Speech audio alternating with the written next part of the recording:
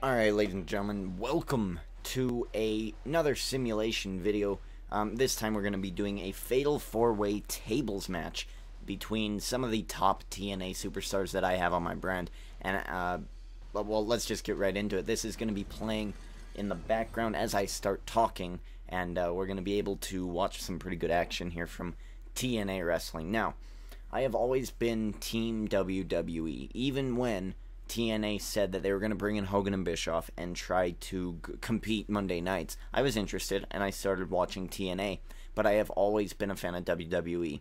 It's always been the company that I can sit down and I can have it on the TV without, having someone come in and me be embarrassed watching it. Now, that being said, I have been watching the past 2 episodes of TNA, and I will say maybe it's just because I've been gone for a while, but I really do think the new direction they're going is really good. I mean, I still don't like the knockouts. The knockouts are still really atrocious to me. It just feels like they're, pandering their asses to the camera, and that's really all. That's literally what they're doing, and I'm not really big on that. But other than that, I have been really enjoying TNA. I've only seen 2 episodes. I've seen the Thanksgiving special, and we could talk about that real quick. Basically, the characters that I don't have would be one half of the Motor City Machine Guns. I forgot his name, but him, I would probably get him in here because he seems like an interesting character. I'm gonna watch a little more TNA before I put him in, but I'm on the fence with him. I don't really want any of the divas. Maybe I would find OBD. I would find ODB. Is that right? ODB. That sounds right. Maybe I would find ODB, and I'd put her in my divas, and I probably will. In fact, I'm going to probably need to write this stuff down as I'm saying it. So I want to put in ODB. I want to put in Eric Young. Obviously, is a huge one that I've missed, and I cannot believe I keep forgetting about this guy. Eric Young is amazing. So Eric Young, ODB, and who they were feuding with at Thanksgiving, well, basically who they had feuded with was the Bromance, with Zima Ion as the DJ. I think that's magnificent. I think that is great. I listen to this stuff on my wrestling podcast, and I that's why I kind of know basically what TNA's been doing for the past year and a half with the whole Aces and Eights. And I don't know, I probably would have been a fan of it because Anderson's heavily involved, and I'm a huge Ken Anderson fan. I still call him Mr. Kennedy all the time because that is when I really liked it. By the way, is this the created wrestler that many of you have been wanting to see, this AJ Styles? That quick question to you, and moving right along. So Ken Anderson, he's another one I probably should get in there. Ken Anderson, and as Anderson, as now I am watching TNA. I have Kurt Angle, I've got Samoa Joe, I do not have Magnus. We can talk about Magnus real quick. Basically, what it seems to me that they are doing right now, currently with Magnus, is that he is the bumbling, fumbling idiot, or he is a bad guy, and he's gonna turn heel next week probably, and he's a bad guy who is faking injuries, getting lucky, and advancing in this tournament, and he knows that, hey, if I turn bad guy this week, or turn heel, basically if I betray somebody this week, I have an advantage for next week, and I win the championship, and now I'm the coolest guy in town. And that would be great, because TNA has not put their faith in younger guys before. It's always been Bobby Roode, James Storm, AJ Styles. They put it in one half of the Motor City Machine Guns, but again, he was with the company for 10 years. Hell, even WWE gave the title to Jeff Hardy at some point, So, I mean, I'm super excited. By the way, to win this match, they're going to have to put somebody else through a flaming table. I was trying to make it an elimination tables match, but I guess I can't do that, so they're going to have to get a flaming table somehow, and that's when we're going to stop talking about TNA, so I don't care how long this is going to go on for, I'm going to be talking about TNA. I want to continue talking about this tournament, though. They have basically what they did was kind of like a CM Punk storyline in 2011, when he was going to take the title away and fight it in other championships, except they actually fought it in Mexico and Japan, because they have those connections. And that was really cool. I thought that's okay, fine. Same thing Punk did, so I've seen it before. However, what is Abyss doing? Is he just running the ropes? Oh dear. Look at the agility there. Oh, man. No, but I'm getting distracted now by the TNA people in the ring. Unbelievable. Oh, my God. No, so he is your world champion, and eventually he's going to come back, and there's going to be like a unification type champion.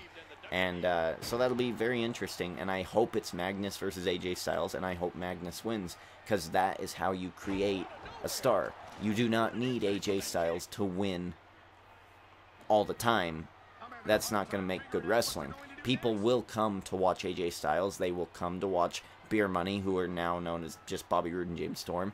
They will come to watch Kurt Angle, but they're not coming to watch Magnus unless you make them want to.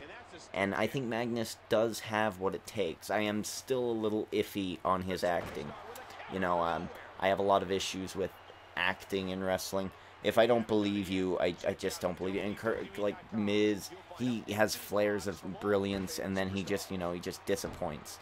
And Kofi's the same way, flares of brilliance, but then he just disappoints. So I don't know. I'm really looking forward to seeing what they do with Magnus and AJ Styles. I'm pretty sure that AJ Styles, and it'll be AJ Styles versus Magnus in a unification match, because that's the only thing you should do. And then put Magnus over and make him the bad guy, the heel bad guy, and that would be really, really cool. And that's how you make a new star.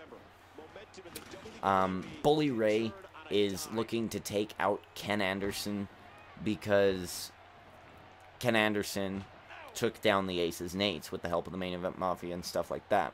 And this has been like months and months and months of, you know, build. But they had a funeral on the, I believe, was it the Thanksgiving one or was it the current one? I think it was the Thanksgiving one.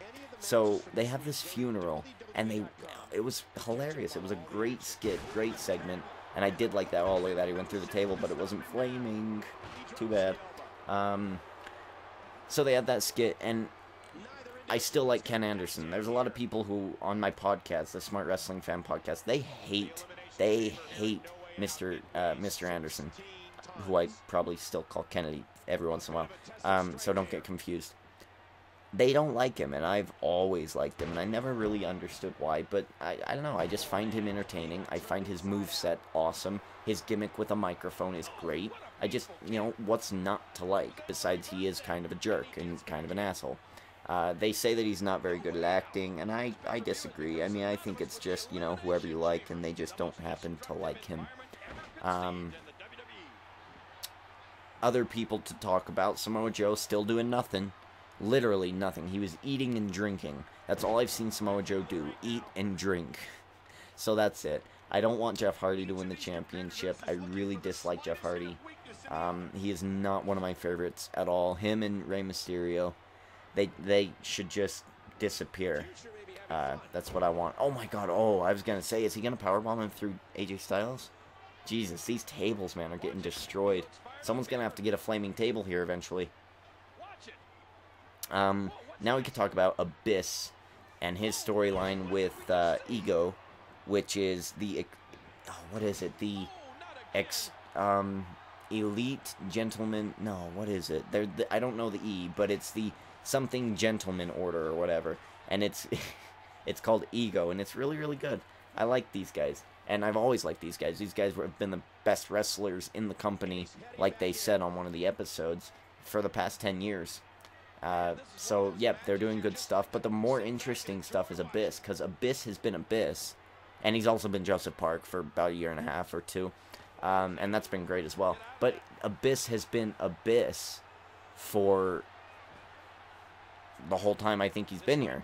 I mean, Kane, every once in a while, took his mask off, was a good guy, bad guy. Abyss was always the Monster Abyss. The Monster's Ball was his match. The Monster Abyss. And now he comes out with Joseph Park, and now you're getting to a thing where, okay, so 13 years ago, he had a lawyer company, and now he doesn't.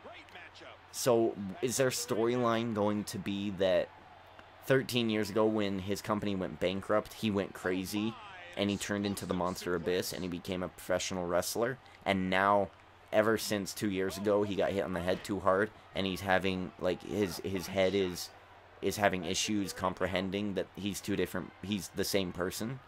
I don't know, it's going to be very interesting. And that's just a jokey storyline from TNA. and they're writing it so well. It's great writing in TNA. And then, like, you look over at the WWE, and The Miz is like, oh, hey, Michael Strahan, come here. Hip toss me. What? Another thing I really like about TNA still. Oh, okay, I thought it was going to be a table-breaking moment there. Another thing I really like about TNA still is it's refreshing to not see Hulk Hogan or Eric Bischoff on there. It's refreshing to see Dixie Carter finally become a character, and it's refreshing to only sit through a wrestling program for 2 hours. The 3-hour Raw, you get more content, but it doesn't matter if it's shitty content. I mean, I could get more content by watching Superstars, but I don't, 'cause it's terrible. Or Main Event, it used to be alright, but now it's terrible. So I don't know. I think WWE need to go back to the 2-hour Raws and keep it more focused and succinct, and then put SmackDown on for all of those younger guys, and bring NXT into it, and keep them the same show, but, you know, I don't know. I just think there needs to be another distribution of stuff. But I guess, you know, they're making money, so I guess they don't need to do anything. But I don't know. It just, to me, TNA was a very enjoyable show. I sat through all of it. I watched all of it, and it was great. Besides the Divas, of course. I think I like the WWE Divas a little better than the TNA right now, only because of AJ, though. So I don't know. It's very interesting. I like that Kurt Angle doesn't want to be put into the Hall of Fame until he earns it. That's a storyline, you know? And you can put him in any other story to prove it. They're doing everything right, and I hope they don't screw it up with some crazy big, it's them, they are coming, they, or, is that it? Does that count? That does not count. Oh man, they wasted a finisher to make it a flaming table. Or the Aces and Eights, or Fortune, or what was the one Flair had? Who they basically brought Fortune in. Was it they? I don't remember. And that's another thing they need to do. They need to stop going with Ric Flair, Steiner, all of these old people who we've already seen before, Kevin Nash. We don't need those guys. You've got Zema Ion, Bromance. Those guys are great. They're amazing. Hell, the gobbledygooker people were good too, and they're nerds. So I don't understand why you're bringing in all these legends. You know, you don't need that. And I think TNA's doing really, really good. So what I want you to do is tell me what you like about TNA in this video, because I'm having a hell of a lot of fun watching it. Sorry, I'm gonna hurry and just do that. That way it doesn't black the screen out. I guess it defeats the purpose if it just blocked the screen out just now, but, well, whatever. So, like I said, let me know what you like in TNA right now. I'm liking a lot of it. I mean, Rockstar Spud is amazing as the counterpart to Brad Maddox. If you think about it, I want to see a Brad Maddox versus Rockstar Spud match. If ever, like, they buy TNA. That'd be awesome. That'd be so good. Oh, hell, bring Dixie Carter along. She probably has so much money she won't go with WWE, and they probably wouldn't bring her back. They probably wouldn't bring her back, but I think it would be hilarious to have Vicky and Brad Maddox versus Dixie Carter and Rockstar Spud. I love Dixie Carter. She's good too. It's, you know, vast changes in the past year. Hell, in the past, you know, month have made this show much, much better. So, TNA, keep doing what you're doing, and I will keep watching. And it's actually a good thing, because now I get to, you know, be a part of the conversation whenever I listen to my wrestling podcast, instead of just kind of like, oh, okay, they're talking about TNA. I guess I'll go and, you know, bring the laundry, or do dishes, or do something. I don't know. Go pull my teeth out. But see, now I get to actually, you know, be a part of the conversation. So, really cool. Now let's get into this match here. Got AJ Styles, Bobby Roode, Kurt Angle, and Abyss. I think I covered all the storylines. Oh, and there is one, Sam Shaw. I don't know who this guy is. I think he was a gut check guy. And he's having this crazy, weird relationship with SoCal Val. So that's the other one that I got that I missed, but I'm still interested in it because it's kind of a dark character, isn't it? Oh, look at this, belly to belly. Oh, that counts. Match over. Kurt Angle wins, even though Abyss is still up. So Kurt Angle wins, your current United States champion on the Friday Night SmackDown brand, which will have already been released by the time this comes out. Alright, well, there you go. That was actually timed accurately well. What a good match today. You know, that's perfect. Sweet. So, again, let me know down below what you guys think of TNA, because I want to be in on the conversation right now. I'm enjoying it. I'm having a lot of fun watching it. Oh, Ethan Carter III. You know, much better than Derek Bateman, I guess. So, it was fine. It was fine. That being said, ladies and gentlemen, Kurt Angle is your winner, and I am Derek D. Ginger King, and I am checking out.